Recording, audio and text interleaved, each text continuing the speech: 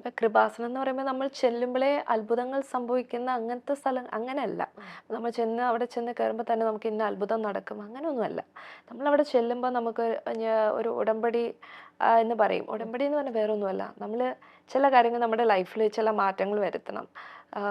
നമ്മൾ ഡെയിലി പ്രാർത്ഥിക്കണം. നമ്മൾ ആഗ്രഹിക്കുന്ന കാര്യങ്ങൾ വെച്ച് പ്രാർത്ഥിക്കണം. നമ്മൾ ഡെയിലി ഇന്ന കാര്യം നമ്മൾ ആഗ്രഹിച്ച് പ്രാർത്ഥിക്കുകയാണ്. പോസിറ്റീവായിട്ട് നമ്മൾ പ്രാർത്ഥിച്ചുകൊണ്ടിരിക്കുകയാണ്.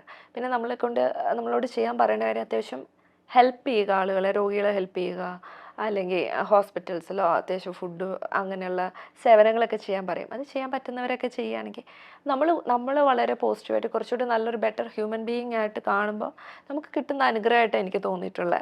അല്ലാതെ ഒരു അത്ഭുതങ്ങൾ എന്നുള്ളതിനേക്കാൾ ഉപരി നമ്മൾ ബെറ്റർ ആവുമ്പോൾ നമുക്ക് കിട്ടുന്ന കുറേ അനുഗ്രഹങ്ങളില്ലേ, എനിക്കങ്ങനെ തോന്നിയത്. അപ്പം പിന്നെ നമ്മുടെ മനസ്സിൻ്റെ ഒരു വിഷമം ചിലപ്പോൾ നമ്മൾ പ്രാർത്ഥിക്കുമ്പം എവിടെ നിന്നായാലും നമ്മളെ ദൈവം കാണുമെന്ന് പറയില്ലേ, അതാണ്. അപ്പം ഒരു മീഡിയം വേണമല്ലോ. നമ്മളെ മീഡിയം ആയിട്ടാണ് ഞാൻ മാതാവിനെ എൻ്റെ മീഡിയേറ്റർ ആയിട്ടാണ് ഞാൻ പ്രാർത്ഥിക്കുമ്പോൾ എനിക്ക് ഒരു വേ നമ്മൾക്കൊരു സ്ട്രോങ് ആയിട്ട് നമ്മൾ ആഗ്രഹിക്കുന്ന കാര്യത്തിലേക്കുള്ളൊരു വേ എന്ന് പറയില്ല, നമ്മൾ ഇന്ന ആൾ ത്രൂ പോകുമ്പോൾ അങ്ങനെ ഒരു വിശ്വാസമാണ് എനിക്ക്.